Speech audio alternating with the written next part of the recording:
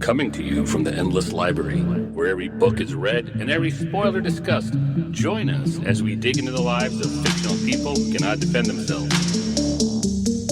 Welcome back, where the power's out, the fences are down, and now it's no longer a park, it's a hunt. From dino to human. We are on part 2 of Jurassic Park, wrapping up Michael Crichton's thriller. Let's get into it. Slava, give us a quick recap of what we discussed about the book last time. Well, we got right into it last time, and the novel began with a foreboding introduction. It begins right away in the prologue, and I think it's even called the introduction. Before we get to the prologue of sorts, it warns about the dangers of unchecked and profit-driven scientific advancement, and particularly in the field of biotechnology. So in the first iteration, we immediately establish that something is wrong. The story tells us, gives us a sense of suspense, and foreshadows disaster. An injured man, an InGen employee, is rushed to a medical clinic in Costa Rica with severe lacerations. But his colleague, Rodriguez, denies it was a dinosaur attack. Denies it was an attack of anything. It was an accident, apparently.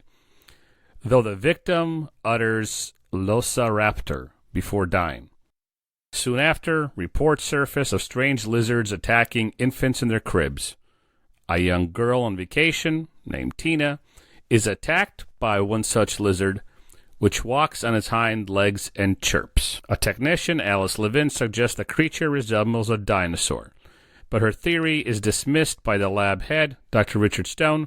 She's made fun of, kind of, but that's another foreshadow that, hey, Alice is right. And this section hints that these lizards are in fact the dinosaurs that originated from Hammond's very safe, very good, big, beautiful park. The mystery gradually unfolds, paralleling the concept of fractal geometry, where details emerge and the fractal becomes complete, which means dinosaurs eating people. In the second iteration, part 2, we're introduced to a few key characters: Dr. Alan Grant, a paleontologist, Dr. Ellie Sattler, also a paleontologist, who are on an expedition in Montana. John Hammond visits them, convinces them to come to the park. He wants to show them the park.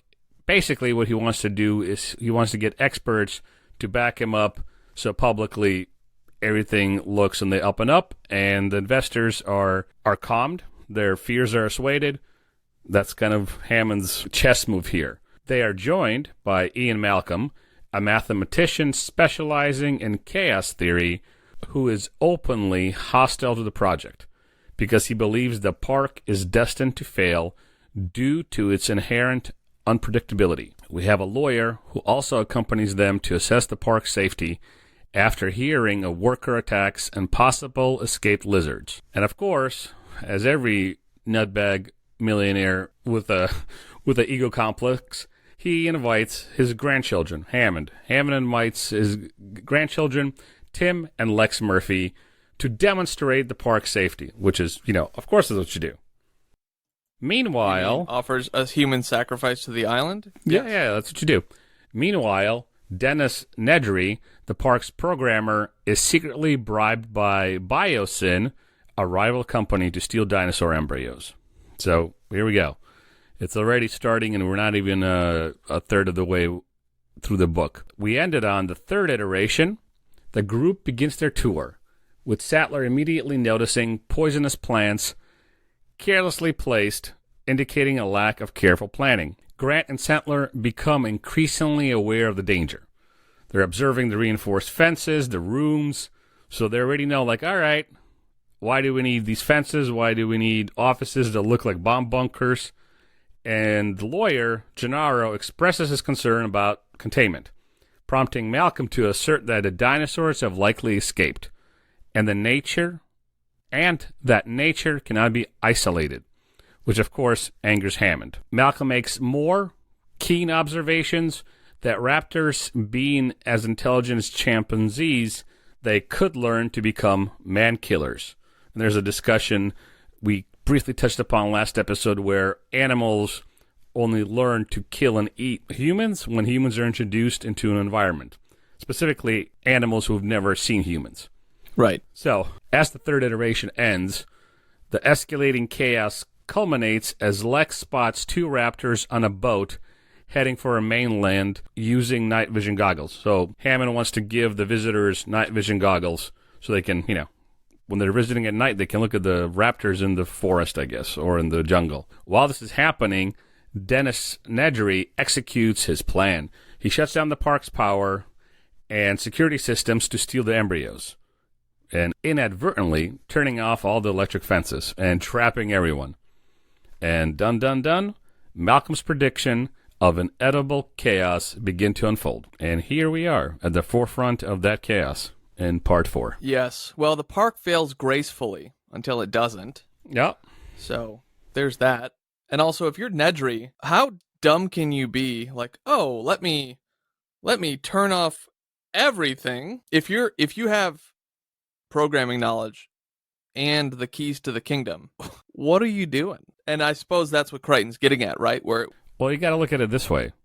He is stealing 15 embryos and getting $50,000 a pop. Which is $250,000, $750,000. Right, and in 1989, 1990, that's a nice chunk of change, and obviously he's driven by greed. Just like Hammond is. Hammond has a lot of hubris and, some other brain deficiencies, but right. Greed is the main driver here. Well, I suppose that's the downfall of Park when you prioritize greed over the safety, the, experiment that is building dinosaurs all in one foul swoop. Like, I'm thinking like through Nedry. If you're so smart that you've programmed this whole park, but you're so dumb that you're like, oh, let me just turn everything off. You're like, he's been there for nearly 5 years working on this project, and he has to have had encounters and heard about like some of the guards and whoever else, or the zookeepers being eaten or injured or whatever. Right. And so you'd think, hey, maybe I need to create a better plan. I think on the surface level, without picking it apart, without picking it apart, without picking it apart, it makes sense. Hey, just shut everything off, slip in, slip out, no big deal. But I think when you think about it for 10 minutes, 5 minutes, or in our case, weeks, it because we record these week after week, it kind of falls apart if you like sit in his character and kind of extrapolate like his experience, right, prior to the story, where he's been there for 5 years. He has to have heard about the injuries and damages from losing human lives. Like, it just absolutely has to be there, right? Yes. Which is where it's like, well, then you're just an idiot. Your plan should have been a little more thought out, just a little bit. I like how Crichton, through Malcolm, sets this up as doomed to fail. To continue your train of thought, this is where, step by step, any system, and the system that is the park, the system that is the investors, and the people within the park, their own little microsystems, everything's working together. This is like the fractal geometry that Malcolm is using. He says something, I'm going to paraphrase it. He says something that every system is on a path. Everything that happens is on a path, eventually reaching a ledge or a steep incline where flaws become so severe that the system, in response to it, speeds up its descent into greater and greater instability. What I mean by that is Hammond does not see the flaws in the system, and Nedry is one of those things. And Malcolm understands this because of the sheer scope of this plan, of the system. It's doomed to fail faster than anything. He already has history with Hammond, so he knows what Hammond is all about. He understands his character and how flawed it is. And immediately, Crichton, through Nedry, says, not only are the lizards off the island, internally there are problems that are pushing this park to the brink of, collapse. And Nedry's just a cog in the machine for all intents and purposes, but he's the one that pushes it off the ledge. The ledge was reached when kids were being eaten in their cribs. Probably a little bit before that, but yes. I think that was the leap off the ledge in terms of like Wile E. Coyote chasing the Roadrunner, right? Roadrunner being, I want to launch this park, I want to recreate dinosaurs. Wile E. Coyote being the hubris of Hammond and scientists and that whole shtick. Yeah. But Malcolm is basically describing entropy, where every system has a degradation of energy over time unless it's recategorized. It's not exactly entropy because he's talking about complex systems breaking down because of the sheer number of variables.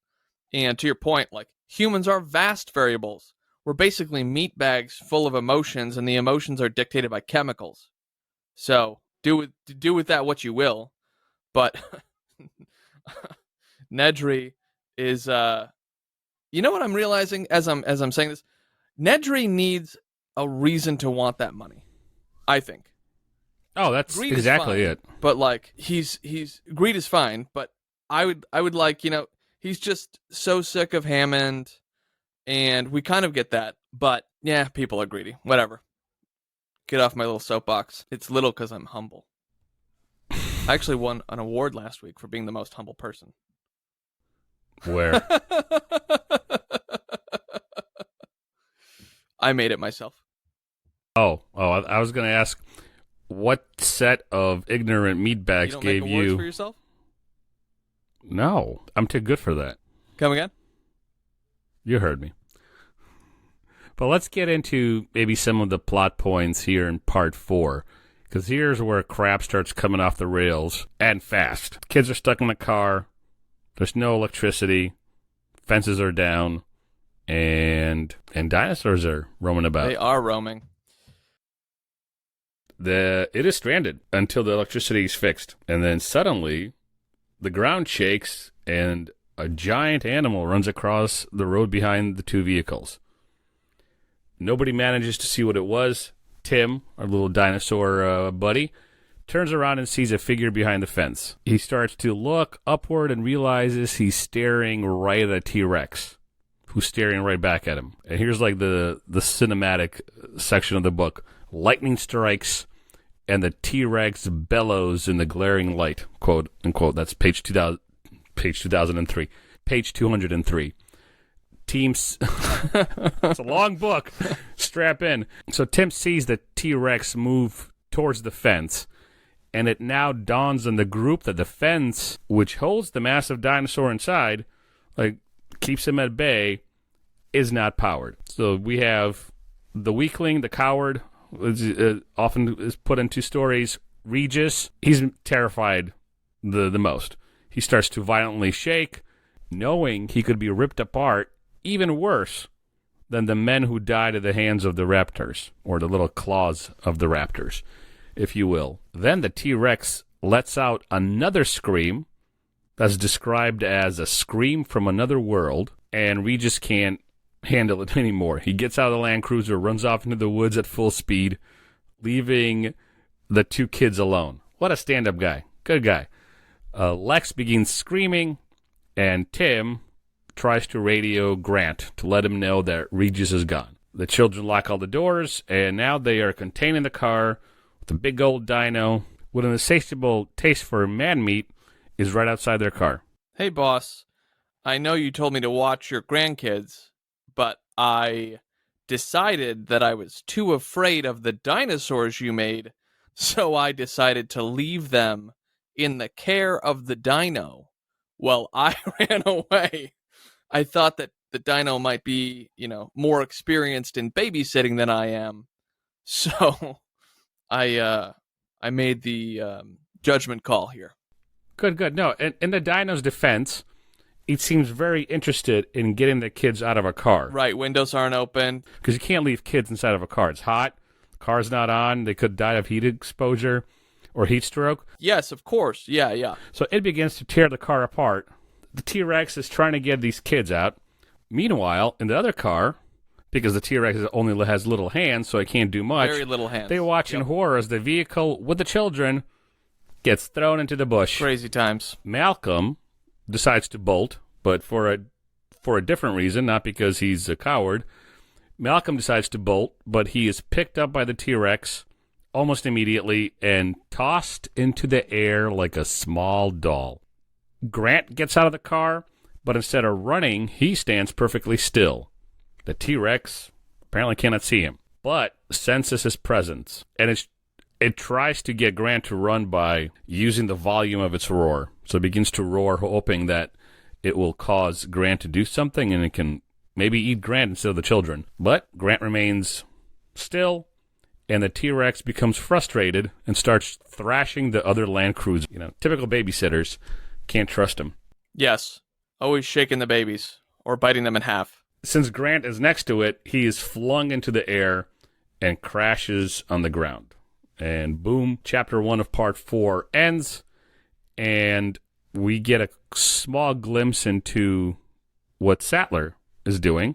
So Harding, Sattler, and Gerardo get ready to head back to the lodges in the storm. At this point, I don't think they know what the hell's going on. Power goes out briefly in the control room, turns back in moments to everybody's relief, and Arnold, he's one of the technicians there, he starts to wonder, where the hell is Nedry? A fair question. He sends guards to check for him, and Nedry, very fair question, because Nedry is the only one who knows how to get the system up and running. What the hell? Seems like an oversight. Seems like a boomer who started a company and hired, his nephew to run all the IT systems, and his nephew's like a deadbeat. So here's what we have. Same thing here, slightly different context, but one guy knows how to run the system, and, well, here we are. Yep. And where is Nedry, you ask? Yes. Well, Nedry, we find this out in the next chapter, he's speeding through the jungles of the park on his way to the dock. And then, what? Oh, there's a wall here? He begins to spinning frantically, trying to avoid hitting it, realizing he took the wrong turn. He begins to panic. He gets out of the Jeep, and he hears soft hooting. And he realizes it is a Dilophosaurus. He doesn't realize this. Yes. We're classic Dilophosaurus owl conundrum. Yes, right. So we know it's a Dilophosaurus. This dumbass thinks it's just a giant owl. It's the same type of dinosaurs that the tour saw earlier, right? So it's this V-crested head. It snaps its neck and spits on Nedry. Clueless to what is happening, I have it here in my summary, because Nedry is obviously clueless.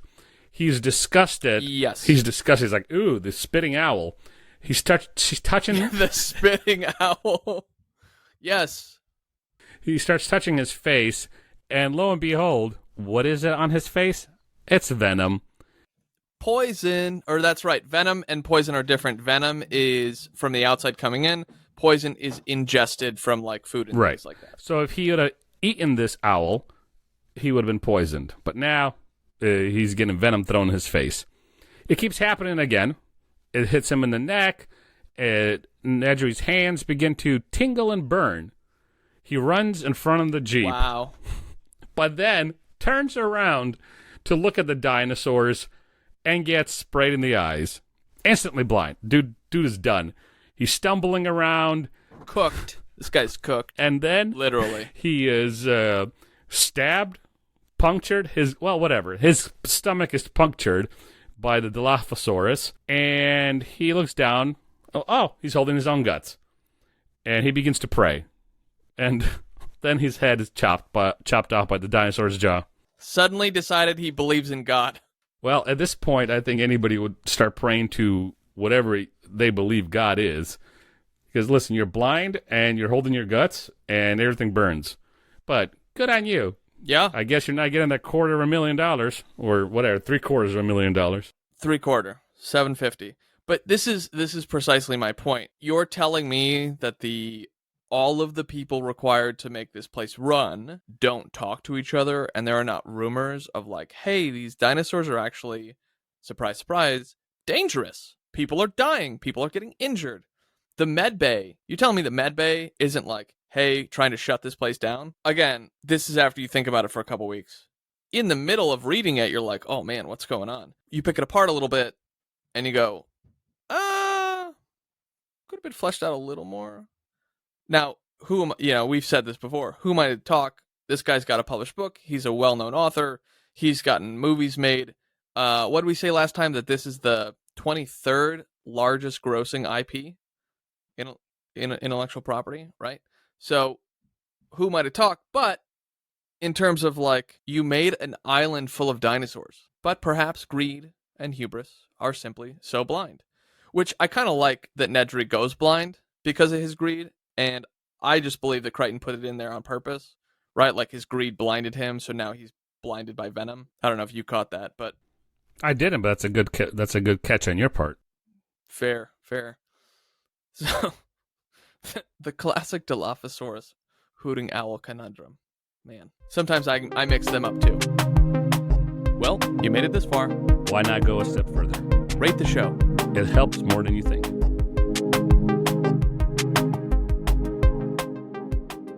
After Nedry's demise, and a pretty gruesome one, well-deserved demise, we also get Grant's and the children's journey through the brush. Grant finds Tim and Lex. They've been knocked out, and the three of them narrowly escape, witnessing Ed Regis being mauled and devoured by an infant T-Rex. That was fun. Grant, using his expertise because he is a dinosaur doctor, a paleontologist, helps the children navigate the dangerous park. They endure stampedes, they avoid carnivores, and finally find some shelter. And through these terrifying experiences, Grant, who lost his wife, I think, a few years ago and never had children, he develops a strong father-like bond with Tim and Lex. Yep. And this kind of gives him a sense of purpose, the only way I could word it. And, what is confirmed on the more scientific end of it is they discover that the T-Rex only sees things that are in motion. Otherwise, it's virtually as useless as Nedry, after being attacked by an owl. Blinded. Right. Yes. Yeah. The venomous owls. And as we go through this fourth iteration, we have Malcolm's effect and Hammond's denial coming together, right? They're bumping heads, if you will. So Malcolm effect has been proven to be true, especially in this case, but Hammond continues to remain in a state of denial, completely disconnected from the unfolding disaster. He expresses more concern for not living, and I quote, to see the joy on the children's faces in his parks than for the immediate danger of his freaking grandchildren. Checks out. Believing the park's problems, again, quote, are a mere glitch on the radar of a very successful venture, Jonathan. And oh, yes. Arnold, I think this is his last name, but Arnold, the chief engineer who was looking for Nedry just a few pages ago, is struggling to restore the power due to Nedry's messed up code. So not only is he inept at stealing and living a normal life, he's also inept at the job he was given. And I forget if it's the code was messed up on purpose or he's just inept coder. It's both. So he built a backdoor in called White Rabbit. Yes. And turned it into an object. Yep. But then they're like, this isn't an object, it's actually a queue, or not a queue, a system override. Right. Backdoor for himself. That's right. So as we end part 4, iteration 4, what we have is an escalation in the instability. Like, if it couldn't get any worse, it's getting worse. The power is briefly restored, then defaults to the auxiliary power, meaning the electric fences, remain off for hours. We jump quickly to Grant towards the end of this section, and Grant notices a foul smell from a sick Stegosaurus, realizing that the dinosaurs are prone to disease, and the diseases of this world specifically. Yep. So Hammond introduces this new creature, an old creature, but a new creature into this world, and it begins dying because it's not built up any immune resistance to the diseases of the current world, 1980s world. And as all this unfolds, I think it's clear. Part 4 shows us a clear demonstration that Malcolm was right all along. Like he was, not that we had any doubts as the readers. I hope we didn't. Even if we're coming into this blind, hopefully we understand that dinosaurs are going to do dinosaur things, and Malcolm is the guy that's warning us. And so one thing leads up to another, and absolute chaos on Isla Nublar is where we're left at the end of part 4. So this gets back to what I've been chirping on, kind of this whole episode, right? Like, and maybe I'm saying that Jurassic Park is not actually that great of a book. So let's just call it what it is because of my nitpicking. In the 5 years of developing these dinos, they haven't seen any diseases? They didn't know this until now? Do you know what I'm saying? I think they ignored it. I totally get what you're getting at, and I think it's a very good point. Could be a plot hole, but I think they just ignored it. This plot hole makes Jurassic Park as a book completely terrible. Like, first book.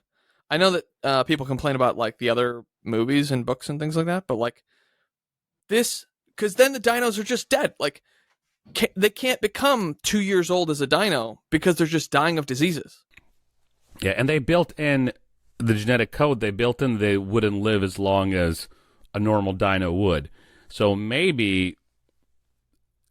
No, that doesn't work either. I understand what you're saying. I think that is a pretty glaring plot hole.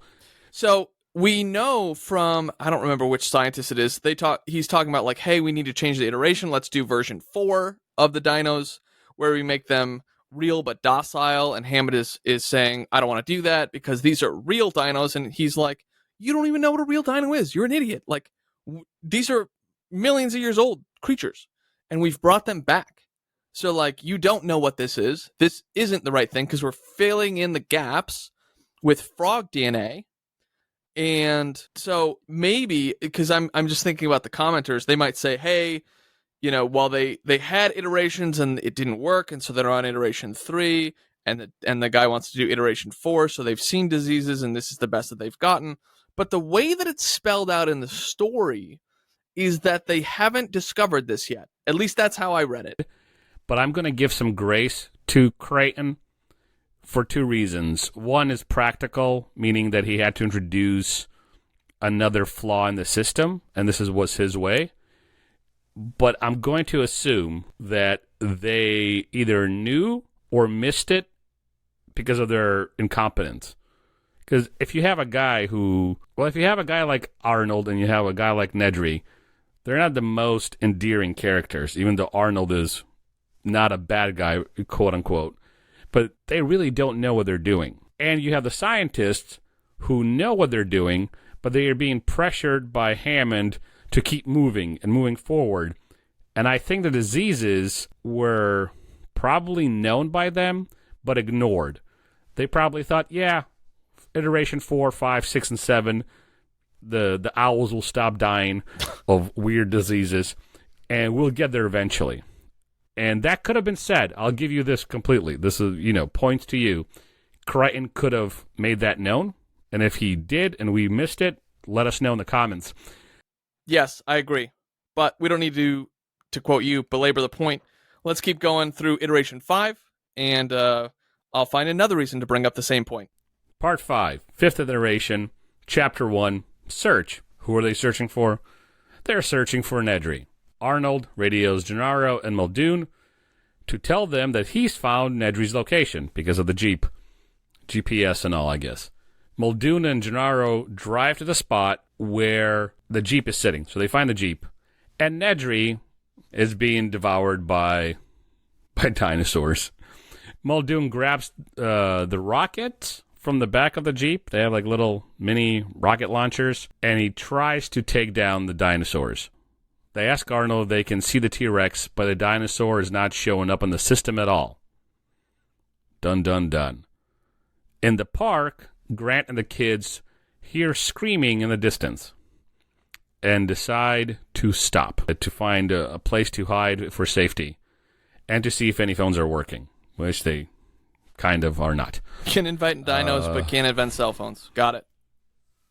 Yes, exactly. So, Arnold, back at the HQ, I guess, still cannot find Grant or the kids, or the T-Rex on the monitors.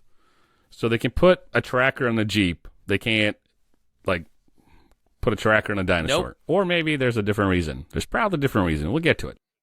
The dinos need solar power on their backs to make sure the batteries are charged? Right.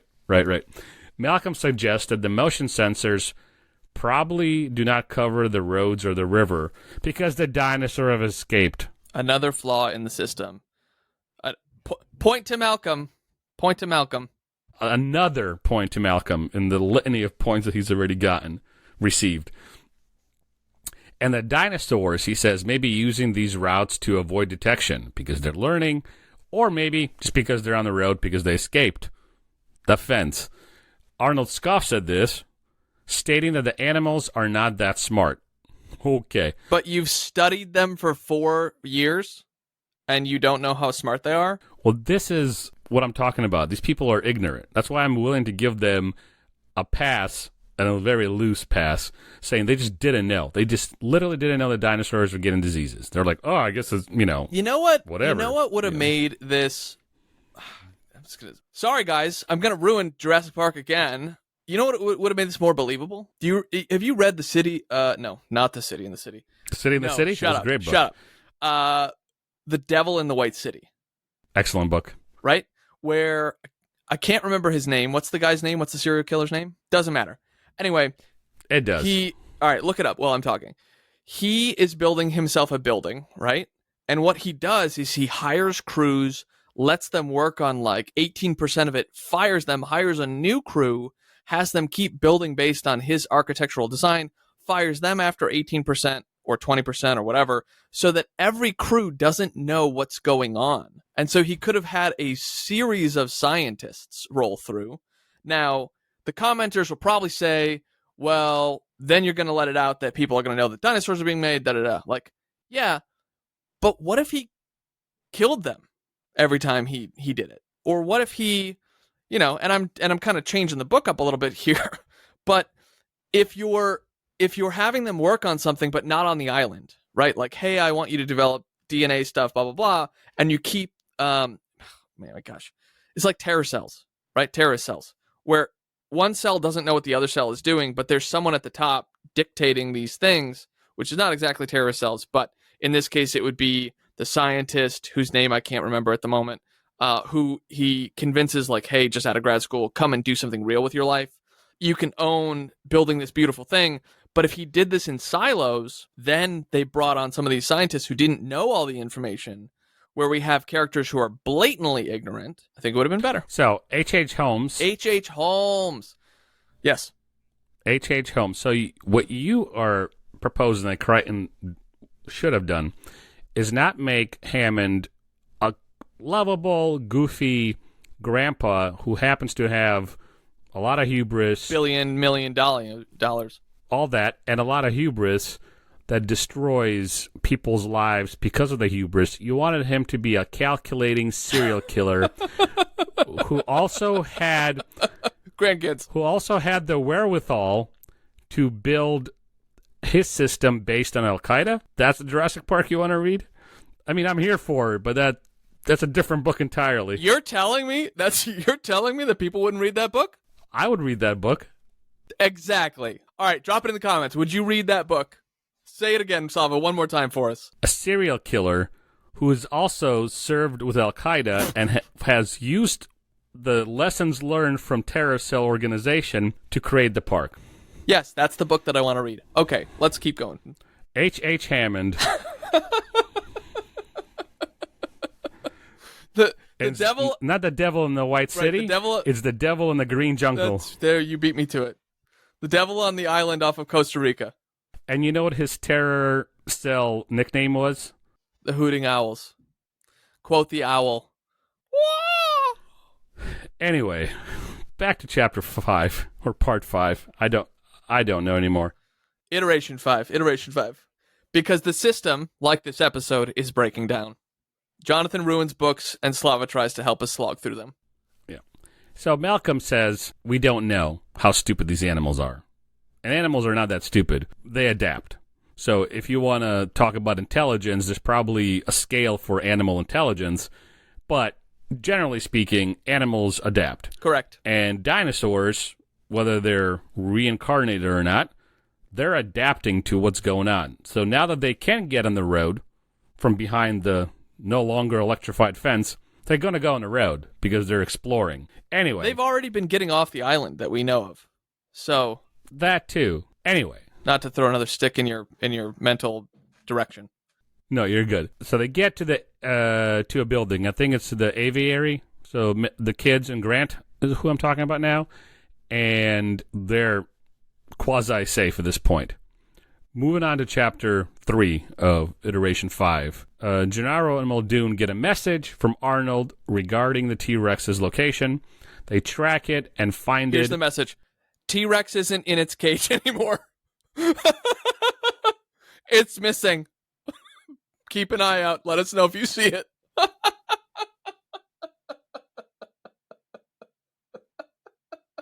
And here is the most, I keep saying the most insane thing. I think I've said it a couple times already, but it's not the most insane. It's just in a series of insane, stupid things that these people do. They find it, and Arnold reminds them, hey, don't do anything to the T-Rex that could hurt it because it's a tourist attraction. Don't. It's almost like the Joker, like, don't put him down because people come here to see him, to chat. Don't talk, don't kill him. So both Muldoon and Gennaro, they laugh at this. They're like, what the hell is going on? Muldoon downs a bottle of whiskey because what else are you going to do at this point? And drives as close to the dinosaur as possible and fires a rocket tranquilizer and misses. Sad trombone noises. Insert them here. Meanwhile, Grant and the kids are drifting down the river. They found a boat. And they're drifting down the river where the current begins to speed up. They realize they're headed for a 50-foot waterfall. And here's where this book is kind of like a movie. Where, what else can go wrong? And, well, you're headed for a waterfall. The raft spins and they plummet down into the pool below. I wish this was in the movie. This wasn't in the movie, but this would have been great for the movie. And lo and behold, Jonathan, who do you think is waiting for them there? Is it the hooting owls, Slava? It's the T-Rex. The owls are still munching away at Nedry. Oh, of course. How could I forget? Right. With the T-Rex distracted by Lex's life vest, they swim to safety and head for a path behind the waterfall. To their surprise, it leads to a series of rooms filled with machinery. And here's where he looks like a James Bond villain. If you ever seen a James Bond movie, the villains, at least the old ones, the villains usually have a lair somewhere on an island in a remote location, and their lair is part of the kind of like the natural scenery. Anyway, that's how my brain works. Yes. Hidden away, secretive, built into the jungle or the side of a mountain or under a volcano or something. Grant starts looking for a phone. He heads down a black hallway. The kids are too scared to follow him, and the door shuts behind him, with the kids on the other side, and the T-Rex is still nearby. Suddenly, its head charges through the waterfall directly at them and begins trying to bite them. My stupid brain laughed at this part, even though it's supposed to be a serious part. When the T-Rex realizes this is of no use, the dinosaur sticks out its tongue and grabs Tim, pulling him into his mouth. Lex tries to pull him back, but she was no match. Quote, page 333 for those who want to know. She was no match for the muscular power that held him.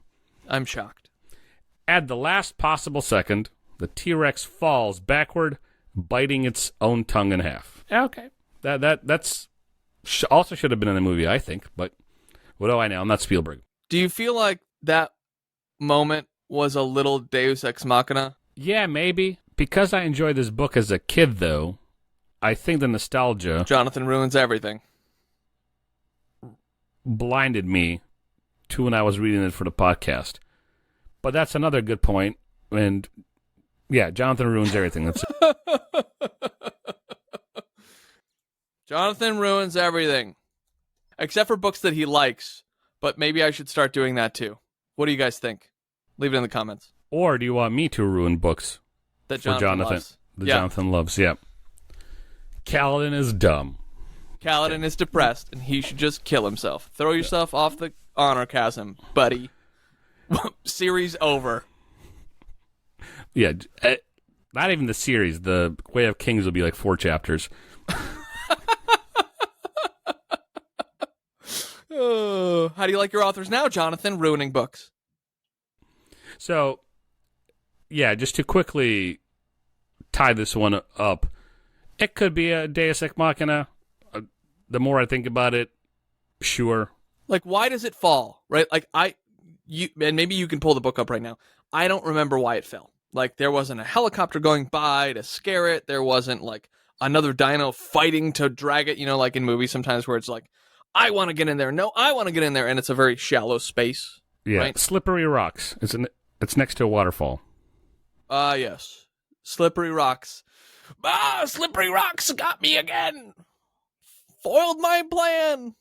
Have you ever been trying to kill a couple of kids while they're escaping through a makeshift waterfall tunnel and slipped in the rock and bit your own tongue in half? Actually doing that this morning before we got on the podcast.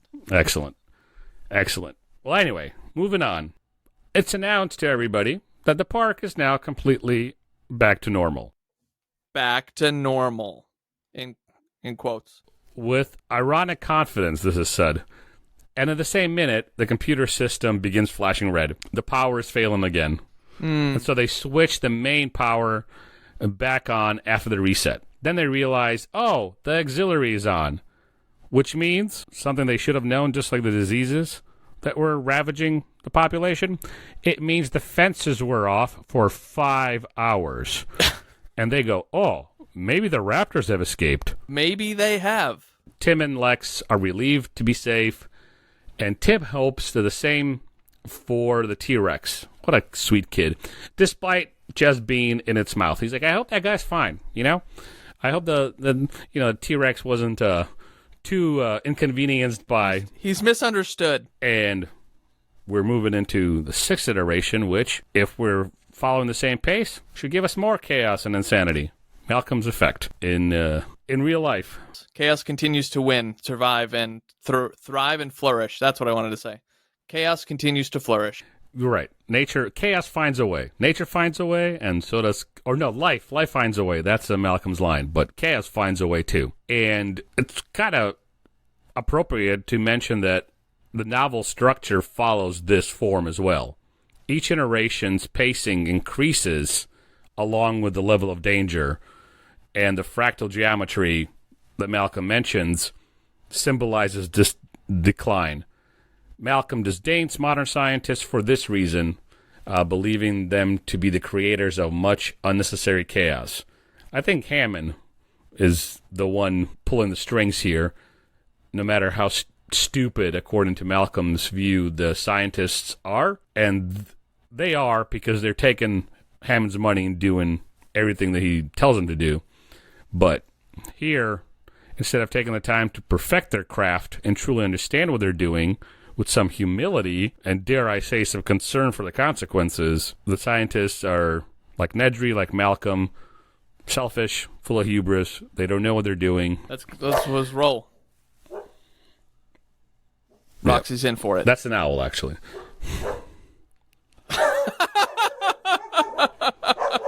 Is that the owl? That is the... That's funny.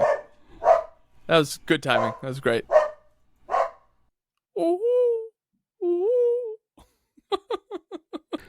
So back to the lodge. Muldoon, Malcolm, Sattler discuss how to get the power back on, while 2 raptors attempt to intrude through the skylight ceiling above them. They decide they can create a distraction to allow Grant to get to the power box. Sattler offers to be bait, asking the others not to tell Grant. Wu radios Grant and instructs him to leave the kids in the cafeteria and slowly make his way to the power box. Grant does this. And of course, Lex begins demanding ice cream. I think Michael Crichton might have been channeling some of his experiences as a father here, because that's what kids do. I don't have any kids, but I grew up around kids, obviously. Wow. You grew up around kids. Yeah, you were never a kid yourself, but you did grow up around them. Like the dinosaurs in Jurassic Park, I was created from ancient DNA. Good Lord. Fair enough. I have friends who have had kids, and I watched those kids grow up and, turn into teenagers and young adults. And that sounds like something an 11-year-old would do. In the middle of danger. I have friends who grew up as children, but I myself never grew up as a child. Moving on. Tim, they get to the power box. Tim frankly tries to get the power back on, pressing the button while Lex yells at him to go faster. Typical brother-sister stuff. We go back to the lodge. The group sits in the lodge waiting for a radio or the power to go on as they watch the raptors above them. Malcolm comments on how ugly they are, and Hammond says, "Who could have imagined it would turn out this way?" What the hell? Dude, shut up. Who could have determined? I'm reminded of a saying, an old Jewish adage. It's better to remain silent and be thought a fool than to open your mouth and remove all doubt. Here we have Hammond. Mm-hmm. Both Sattler and Malcolm point out that Malcolm did, in fact, predict it. Then he goes off another rant about Hammond's mistakes, telling him he can make a boat, but not on the ocean. In other words, Hammond's hope to control nature would utterly fail. It's futile and foolish. Like it was destined to fail.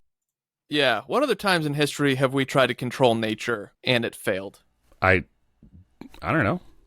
You tell me. I can't think of any. When have we tried to control nature? In this manner. When you say in this manner, do you mean dinosaurs or? No, I mean to this extent where we are literally meddling with things that should be left alone. I'm not talking about scientific advancements or... Oh, no. Let me... Zoos have eaten bunches of people. Let me retract that. Safaris. Let me retract that. No, there's no retracting. You're on record, buddy. Saudi Arabia, a couple of years ago, tried to do something with rain where they somehow tried to... Weather machine, right? Some kind of weather machine, right? And it caused flooding. So there you go. That's in recent history. People didn't think through it.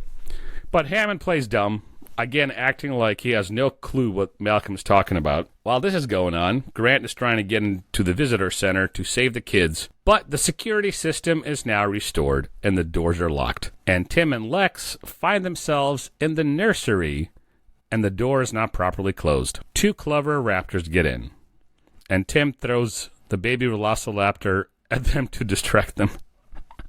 Yes. Catch your baby. The adults eat the baby, and Lex and Tim are shocked, but it gives them enough time to get out. They enter the DNA extraction lab, where Grant finds them, accompanied by Gennaro, the lawyer, who at this point should probably be taking notes for his frickin' report about how unsafe this park is. Of course. Oh, my gosh. Oh. So, as we move on to the end of Part 6, the group reaches control, and Tim is finally able to reset the power grid. Electricity is restored. The raptors above the skylight are instantly electrocuted as Malcolm and Muldoon cheer. That's like clapping with a plane that lands, but sure. Whatever. So you don't clap when you don't clap when planes land when you're flying? I hoot like an owl. Of course you do. And then you spit on the woman next to you. Yes, in her face. And then she starts withering away because of your venom. I want to be the first off the plane. So I spit on the person next to me, grab my bag, and run towards the door. Usually getting tackled. The plane is landing. While it's still in the air. It's not quite hit the ground yet. Right. Leave it to Slava to ruin air flights as well, folks. Can you guess how many days we have spent in Jurassic Park at this moment? 36 hours. 2 days spent in Jurassic Park. It's pretty. I knew it was. Yeah, pretty close. We've had many climaxes, many moments of tension. The group of survivors are not through it yet, though. Of course not. The iteration, the sixth one, begins with Malcolm's warning. System recovery may prove impossible, as the fractals become smaller and thus the shape more complex. Hammond's seemingly endless irony and stupidity are on full display here. Malcolm reminds him that he calculated disaster before the park was even built. People love being told, "I told you so." In case anyone was unaware, people love, especially when they're most down or like they're in the depths of it, you should always make sure that you tell them, "I told you so," in those darkest moments. That's what I do to Slava all the time. Yeah. That his attempts to control nature are unrealistic and deluded, and offers yet another philosophical analogy. You can make an airplane, but you can't make the air. So, part 6. Everything is shit. Yes. Everything is terrible. Life really sucks when you reincarnated dinos. So what we're left with, as we leave part 6 and end the book, what I'll keep harping on is Hammond's continued delusion. Throughout this period of, escalating danger, John Hammond remains fully in denial. He acts as if Malcolm's warnings or philosophy are too complex for him to understand. He scoffs at the idea that things went wrong and expresses more concern about his vision than the lives in danger, which we talked about just briefly a little bit ago. And despite Malcolm reminding him that he can make a boat but not the ocean, which emphasizes Hammond's futility, Hammond refuses to budge. And he doesn't until the very end of the book, and even then it's questionable of his authenticity. So the iteration ends. Grant believes the toughest part has just begun. Despite the immediate crisis being averted, this is only the beginning. Because not only do they have to get off the island, they have to wreak the consequences of Hammond's stupidity here. And all the actions of all the people involved in this, there will be consequences. Yes. So they're alive. Yeah, despite the immediate crisis being averted, the aftermath is the bigger problem. Because they have to deal with all the deaths. They have to deal with the dinos off the island. So, good for them, I guess. Better them than me. I can tell you how to dispose of the bodies quickly. Okay, H.H. Holmes. Just leave them there and they'll get eaten. That's... No. For anyone who's read Devil in the White City, Holmes ended up incinerating in his own mortuary? No, that's not right. His own furnace. He ended up using his own furnace, which is part of what he had built, to incinerate bodies in secret parts of his building lair. So, this brings us to the final portion of the book. Part 7, Epilogue, or the 7th iteration. And Chapter 1 of Part 7 is called Destroying the World. Hammond, what do you think he's doing? Oh, he is relieved to have averted the potential disaster of the dinosaurs getting loose and destroying the world. I think he did both. Well, maybe not destroying the world, but the dinosaurs are definitely loose. Malcolm is incredulous at this arrogance, calling him an egomaniacal idiot. That's a good way to describe Hammond. And telling him that it is impossible to destroy the planet. Thank you.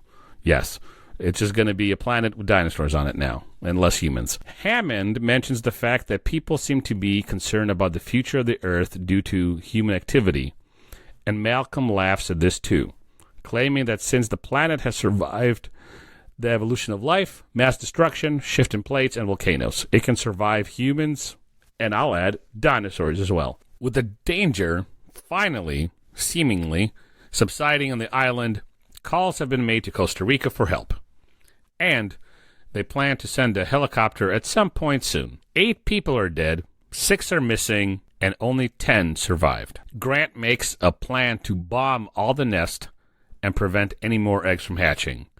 and then burn the island to the ground. Tim finds an unmarked storage room indicated on the computer, and the group goes there to find large store of grenades. This was kind of comical to me, but it is what it is. Why was it comical? They have grenades in this island. Why would they need grenades in this island? Dynamite, maybe, but they have grenades. Where the hell did Hammond get grenades? You can't go to Walmart and buy grenades. You can't? Maybe not near you, but definitely near me. All right. So they take a little baby raptor, hoping that it will lead them to the nest. The plant works. The nest is a huge black hole in the ground. Gennaro starts whining, no way I'm going down there, blah, blah, blah. But Grant reminds him of his responsibility. Grant, of course, descends first, reaches the bottom, and radios back a distinctly odd, almost awestruck, that's a quote from the actual book, voice that he is fine. Hammond, of course, is anxious. They're at the lodge now. Malcolm slips into a coma. He feels like Malcolm dying would be the final rebuke and does not wish it to happen. And good for him, Malcolm wakes up, completely delirious, and begins mumbling about a paradigm shift, saying everything looks different on the other side. I guess he saw God or something. Dino God. Malcolm is happy because he feels the Dino God. The God of dinos. Which is the big owl, apparently. I'm not going to stop. I'm sorry. You should have said, who? Malcolm is happy because he feels that this disaster will cause a shift in the way humans view scientific inquiry. Hammond goes outside to get some fresh air, reflecting on the park and its problems, Jonathan. Hammond decides that the reasons for its failure are in the hands of his employees. Yes, of course. Who did you think was naturally at fault? Right. As Hammond walks along the path to his bungalow, he hears the roar of the T-Rex all around him. He becomes frightened and starts to run, eventually leading to a steep hill and losing control. He tumbles down, breaks his ankle. Then he hears the children over the intercom and realizes it's just them fooling around with dinosaur noises. He becomes infuriated, thinking of the children as unwanted and useless, and assures himself there is nothing wrong. He sits up, calling for help. My God, Hammond. Gennaro panics, and Mulden threatens to use a shock stick on him if he does not go down the hole. Gennaro thinks his fate will be terrible either way, but plunges headfirst into the nest and falls, eventually landing on the concrete slab. Grant and Sattler are there, along with more than 30 raptors, 6 adults, and many, many, many juveniles. Grant thinks they're not attacking because either they cannot see the humans in the darkness or because they are relaxed after the eggs have hatched. The 3 of them begin counting eggs, and Sattler notices that the dinosaurs are moving in a sort of oriented pattern like bees. They begin theorizing about what it could mean, and suddenly the dinosaurs turn and bolt into the darkness beyond. So this is another one of those moments for me where I was like, oh yeah, science, the whole thing of science, to speak as articulately as my brain allows on this morning, is observation to discover patterns, right? And then they go through the scientific method. You're telling me, again, Jonathan ruins everything, that there have been no patterns in 5 years. Everything's been like, no patterns here, no patterns there.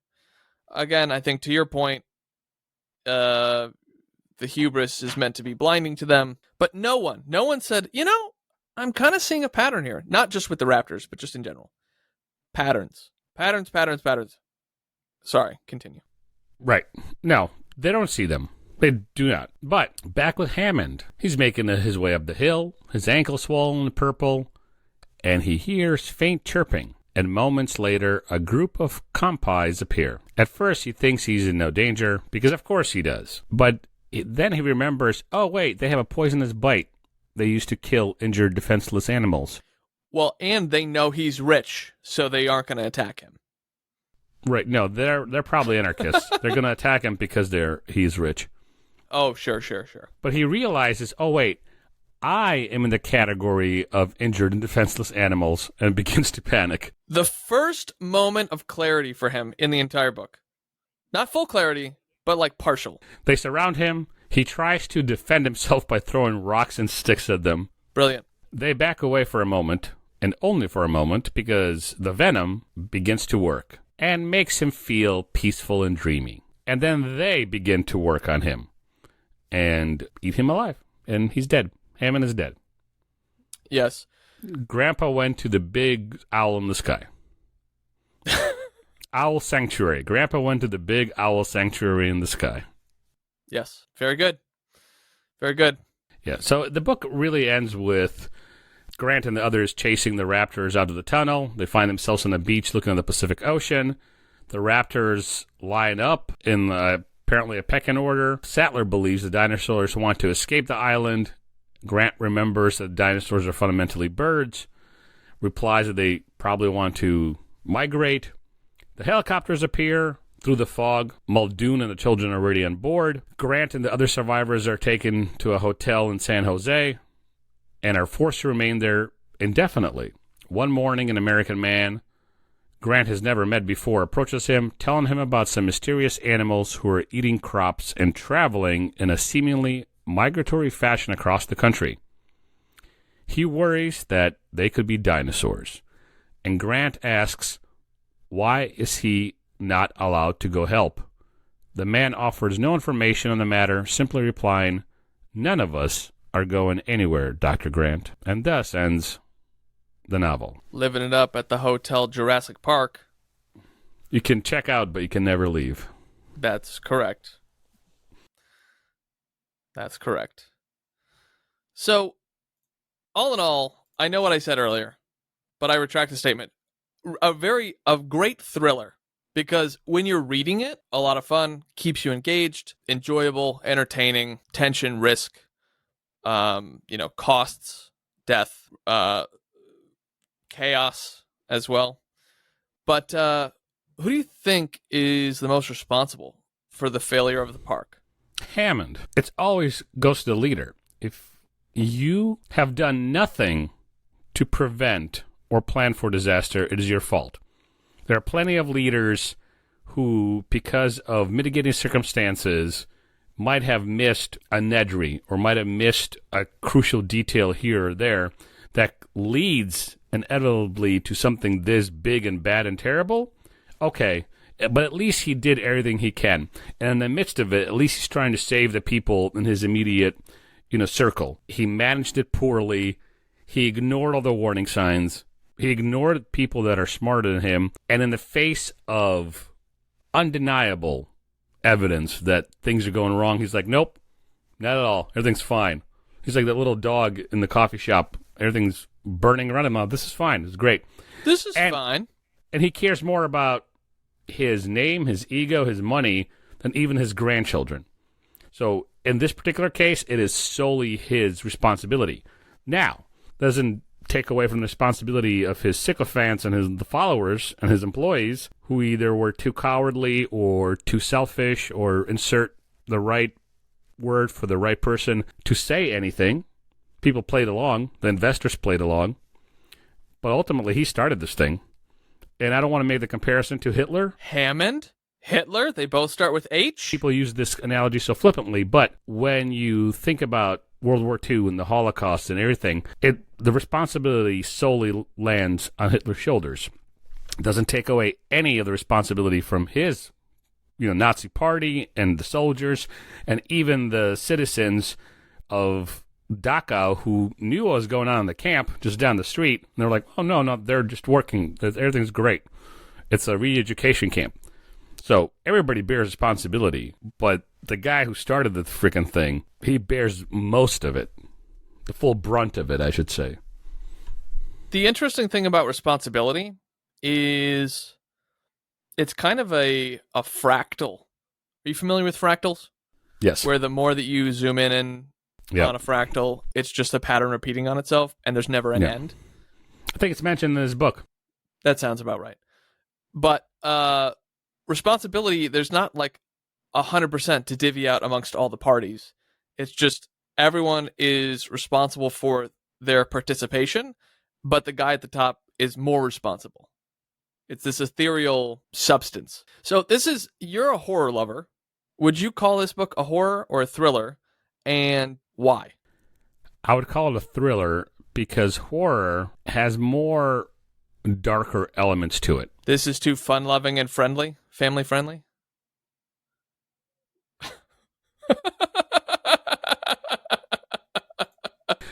In my estimation, or in my view of things, there are three types of horror. There's a psychological horror, the monster horror, and the supernatural horror. And the sense of dread in all three of them, it's different, but there is an overwhelming sense of dread that the author, movie maker, wants to impose on the consumer. Here, it's a thriller because the sense of danger is fast, built differently. It's fast, it's moving, and dinosaurs aren't horror monsters in the same way that a werewolf is, or a vampire, or a demon. So if this was just a regular zoo, or if this was kids who escaped from a caravan and a safari, and they were trying to escape a lion that was chasing them, that wouldn't be horror. That would be a thriller. Or there's a movie, I think it's called The Ghost in the Darkness. It's an actor who played in Wall Street, the original movie, Wall Street. And he's a hunter, and he goes on a safari to hunt lions. And then things go wrong, and then the lions begin to hunt the caravan of hunters. Basically, that's what happens. About Val Kilmer or Michael Douglas? Michael Douglas and Val Kilmer, that's correct. So that's not a horror movie, but there's a lot of tension and thrill. Well, I don't want to say thrills, maybe for the lions, but it's a thriller. You know, Silence of the Lambs is a psychological horror. Well, so is it a psychological horror or is it a psychological thriller, Silence of the Lambs? Because I thought it was a psychological thriller, but let's pause that for a second. Let's continue on this conversation thread. Do you feel, to summarize what you've stated so far, horrors are slower burns in terms of the dread? Thrillers are faster and action-packed? Yes, but there's more to it. In your experience, not objectively. Don't look it up. No, I am going to look it up because I need to articulate this in a way that makes sense, because I know somewhere in the recesses of my brain there is a distinction, because I've thought about this long and hard before we even started this podcast, and I need a way to articulate it. I'm sure you have, because you're more well-read in both of these genres than I am, which is where the question comes up, right? Where it's like, what's the line between these two genres? Because I think, to your point, there's psychological horror, monster horror, and what was the third horror you said? Psychological, monster, supernatural, or paranormal. Supernatural, paranormal. Yep. And then for thrillers, there's definitely psychological thrillers. I'd say that there's also supernatural thrillers. I don't know if there's any monster thrillers, unless maybe Jurassic Park is a monster thriller. I think I can articulate what I wanted to say better. So the difference between horror and thriller will boil down to the emotional response they aim to provoke and the threat that they center around. All right. So let's unpack that. So the emotion, horror is fear, dread, shock, disgust, something that scares you, disturbs you, haunts you. Thriller, there's suspense, there's tension, there's anxiety. You're kept on edge. You keep guessing what comes next. The type of threat, so that's number two. Horror often features supernatural or existential threats. So monsters, ghosts, demons, uncanny. Thriller, and this is where my articulation broke down just a few seconds ago. Thriller is real-world dangers. To your point, serial killers, spies, political corruption, psychological mind games, all that kind of stuff. And then the third one would be tone and atmosphere. So horror is dark, like I mentioned. It's grotesque. It's surreal. It could be claustrophobic in some sense, like the world is coming in on you. While the thriller has high stakes, it's grounded in some sort of reality, and it's fast-paced. And it builds tension. So fear comes from the unknown with horror. Tension comes from the risk and consequences of the grounded in thrillers. Okay.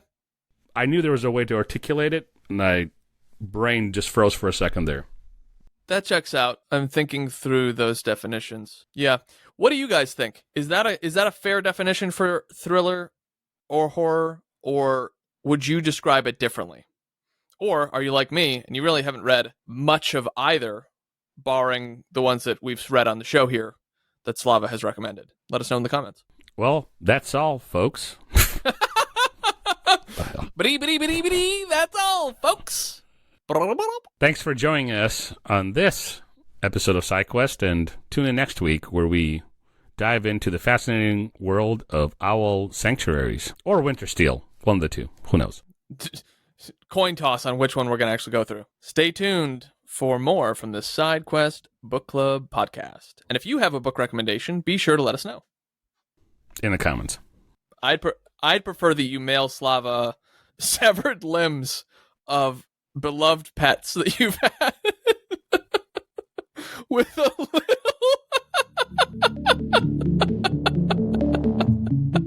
with little pieces of paper tied to them, recommending whatever books you use. Barbie Horse Adventure, the small like squirrel tail with the blood still caked on. All right, we're done. I have a favor to ask you. If you like what we're doing, the simplest way to support the show is to hit subscribe. In return, we'll keep leveling up, we'll listen to your feedback, and read authors that you suggest. And of course, we'll take side quests along the way.